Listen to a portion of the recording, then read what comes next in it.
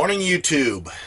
It is Friday morning. Heidi's already taken off, and I've been up for about an hour. That's why I'm still in my PJs. I've been riding on a daydream.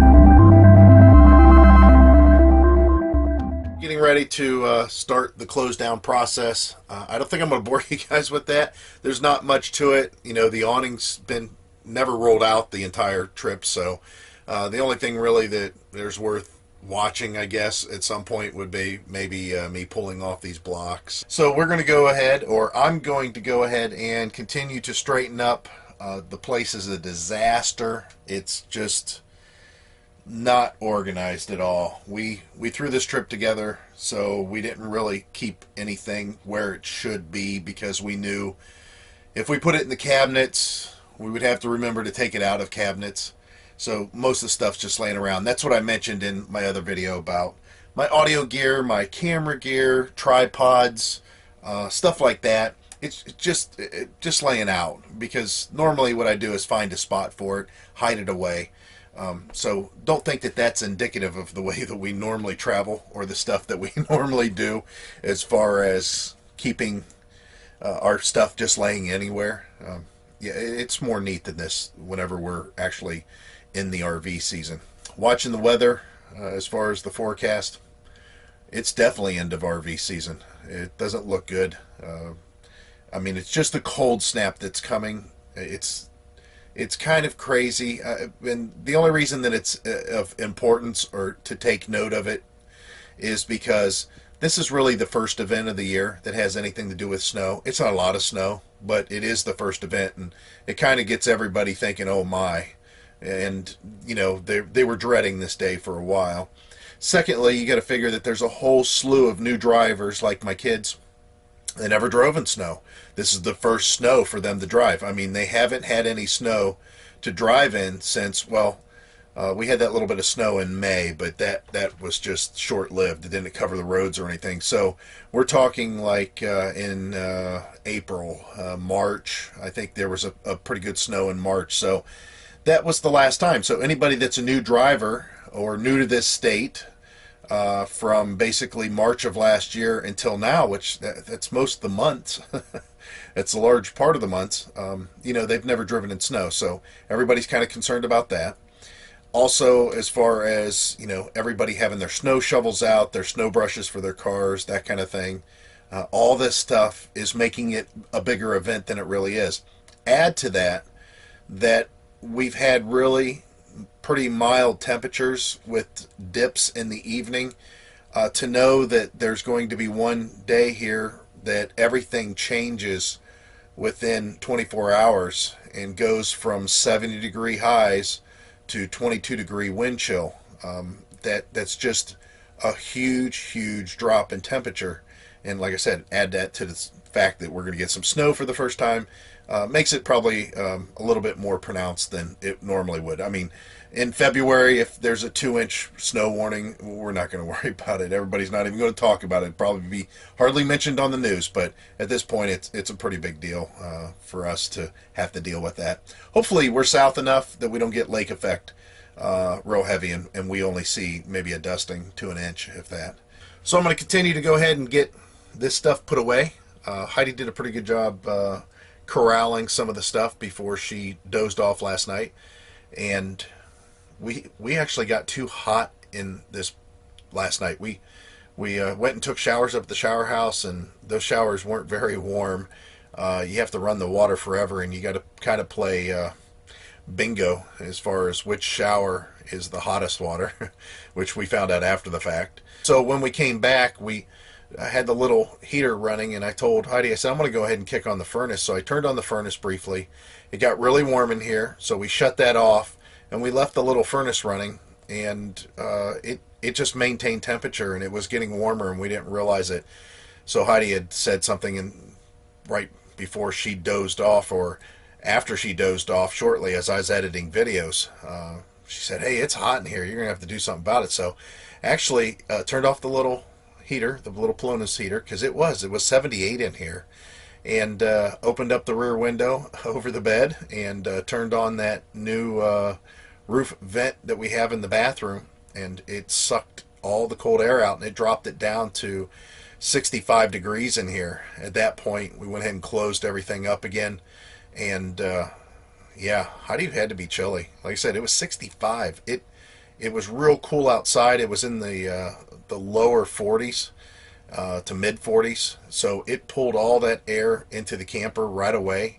And then we closed all the windows, and I set the little furnace on one of its lower settings, and it maintained 70 all night long. So it's interesting how temperatures can jump around real easy inside this camper because it's so small. And the nice thing was it was just being managed by that little furnace and the overhead vent. So it doesn't take a lot to make it cool or hot in this case. Now, if it's really hot outside, that's something entirely different, which hopefully we'll have to address that at some point. All right, let me get to work. Well, man, today's an awesome day. I really wish Heidi had this day off instead of yesterday. I'm trying to get the camper put away, but man, it's just awesome outside right now. And again, knowing that it's going to get colder makes it that much better. You're going to catch some wind noise here, so.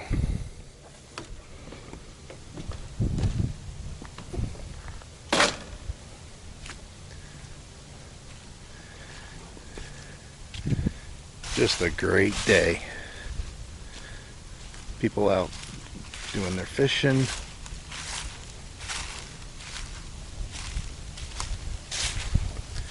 Again, lots of wind.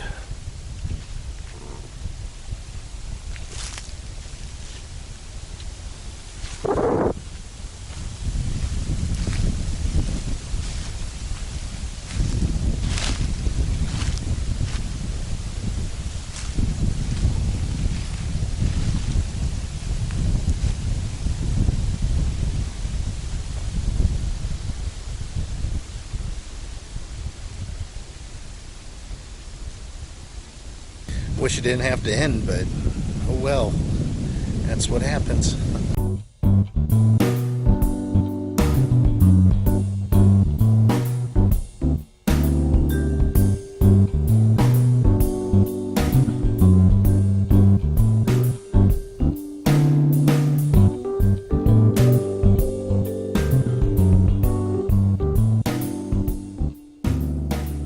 So you can see that doesn't take very much. I took my good old time, dilly-dallied around. Boy, the wind's really picking up. I'm glad I have some sort of sway control on this, because for whatever reason this truck has sway more than that old F-150. Still haven't figured that out. It's what it looks like in transport mode to some extent. A lot of times the computer and camera gear will go up in the truck, but today it can stay back here. You can see how we like the room that's here whenever the table's down, so we need to figure out something that's a little bit more in line with what we need. Still haven't figured it out yet, but we will one day, and by then we'll be getting another trailer. So everything's closed. Just going through and doing one more walkthrough. Stuff that I don't want to bang around in the sink, obviously. Everything looks pretty good. Heidi's coloring stuff. I know it's probably pretty dark back here. And then some camera gear back here too. That'll probably fall off, so I need to move that. It's a little slippery. We'll have to figure out something for this here. Yeah, it's just towels. It's not like it's going to hurt anything. But everything's locked up back here. Yeah. That don't need really to go down because it's secure. I mean, it may bang around, but it's not going to go anywhere. It's fine there. We need to get rid of this and mount that TV that's up on the couch back here, and then we have a bigger TV that can go up here. And if we redid this area, pulling up the carpet and putting in some sort of a desk, table, dinette combination thing, the TV would definitely be mounted over here. All pipe dreams right now. We're not really too concerned about that at this point. So we'll put my sunglasses here. Usually this stuff stays pretty settled. This will probably fall out in the way there. So that's it. We're ready to roll. I just posted on Facebook, I really hate to leave. It's just gorgeous today. I mean, it's considering that it's the middle of November, just for this time of year, this area, for what's coming, you know, there's a lot of feelings that are going on as far as everybody's concerned, that this is like the last hurrah. I'll tell you what's really bad. There'll be a lot of traffic accidents tonight, I bet. It's Friday. Everybody obviously is getting paid. This is a very warm day, and when it's a warm day, people take advantage of it fully whenever it's supposed to normally be cold. Some people already left here. One guy left on his Harley. His wife took out of here shortly after that in her convertible with the top down, and they ran home, obviously, and he rode back with her, and he just grabbed their motorhome, that big diesel pusher, and they just took off, of course, with the top down on the convertible. And that's the way it's going to be all day today. I've got some work I need to do at the house, so I won't bore you with the drive. We'll get back to the house. We'll pick it up there. And like I mentioned, I don't think that I can really park it where I wanted to when I discussed back on that patio area. And the reason is once it's back there, once we have snow and rain and freezing and thawing, the backyard would make it to where we couldn't get to the trailer even if we wanted to. So I think it's going to have to go right back where it has always been. And that way, in case we decide to go do something, go somewhere out of the ordinary during the middle of the winter, if the roads are clear, that kind of a thing, I can get to it. I can pull it out if it's in the driveway where it's always at. So nix the idea of the patio. All right, guys, like I said, we'll pick this up later. Back in its spot, sitting ready to go at a moment's notice, even though that moment's going to be probably next spring. Never know. But what I was saying about parking out here for the winter, let me show you the yard. You can see what it looks like just from me negotiating the trailer back into its spot. And this isn't even really wet. I mean, this is kind of normal. You guys that live down south, that have lived in the south most of your life, you can't park on the grass in Ohio. There's a lot of northern states you can't park on the grass. You can't drive on somebody's lawn because it stays like this for a long time and it tears it up. We don't have a sand base. Most of it's topsoil and clay. So everywhere you drive, you leave lines, and those lines stay there for quite some time. You can see where I just drove through the yard over here. I don't know if you can tell on the camera, but it's deep. It's some really deep ruts. They're not going to go away for a while. I mean, I can feel it under my heel. But to give you an idea, this is what grass is like up here. There's my heel mark. So you can imagine what it's like when all this is considered wet. If the wind's coming through on the mic, I'm really sorry about that. But this is just covered in snow and ice and just saturated. This is all really wet in the winter and in the spring. So if I got a camper that's parked back there, that would put the tongue roughly here, I would assume. Yeah, right about where this leaf is. Of course, that way more. So for me to get my truck there, the back tires would be definitely in this area. No doubt about it. I'd get stuck. So we don't want to do that. We don't want to get in a position where we might be able to go out and it's too wet for us to get back here. So over here it's not a big deal because this is a turnaround.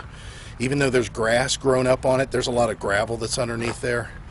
And obviously my truck would have my front tires in that when I'm pulling out. But what I do is I normally hook up the truck and at that point, once I'm all hooked up without the anti-sway or the load distribution hooked up, I'll go ahead and back up the length of those railroad ties and go all the way to the back of them, and then of course turn my wheel and start going forward.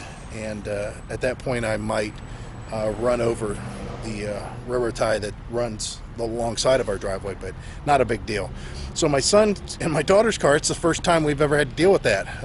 I came home and I had to move everything to get the camper in its spot because I swing through the turnaround. That was a little odd. I was thinking about it on the way home, and I'm like, wow, you know, nobody's here to move him. My daughter's away. My son's asleep. He's got to go to work tonight. He works the night shift. So I got his car in the front yard. I'm going to pull it down here. Some of that work that I was talking about, I have to flush his radiator out. That means I got to get the hose out, even though we put all that stuff away. I'm going to get the hose out to do that. His radiator, I noticed, was kind of gooey inside, like there's some stop leak or something. So I'll go ahead and do a real good flush on that, and then we'll go ahead and put antifreeze in it for the winter. And I've got to change the oil on my truck. Now, I don't have to do the oil on the truck today. I can wait till it's a little colder and do the truck, you know, as far as the oil change, but maybe I'll squeeze it in today. I don't know, because gas is kind of cheap uptown. It's $1.80. I got 20 cents off a gallon. My rear tank needs filled, so I'm thinking about running uptown and getting that cheap gas before I do all this, before gas prices go up, because I got an alert that prices are going up. And as I look around, some of the cities around us are already at $2 and $2.10. So it's going up 20 to 30 cents, just like they said. Oh well. When I'm this low, I like to fill up when it's cheap. Okay, everybody, that's our trip. We're happy. We're back. Heidi's at work. I went ahead and let her know that I was home, so everything's all good until our next trip, and we'll pick it up then. So keep on watching. If you haven't subscribed to our channel yet, please do so at the end of the video. There'll be a end link that you can just click on that, and it'll put you on our list. You'll get to see what we do next. I appreciate it, guys. As always, we hope to see you out there. Bye.